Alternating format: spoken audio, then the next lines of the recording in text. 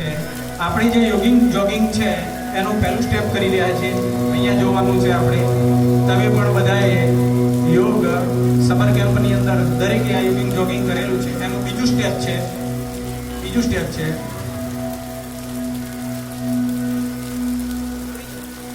હવે ત્રીજું સ્ટેપ, કમરમાં હાથ અને નીચે બેસવાનું.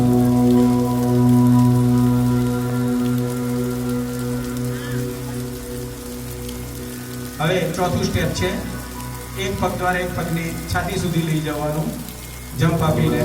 આ જોગિંગનું ચોથું સ્ટેપ છે.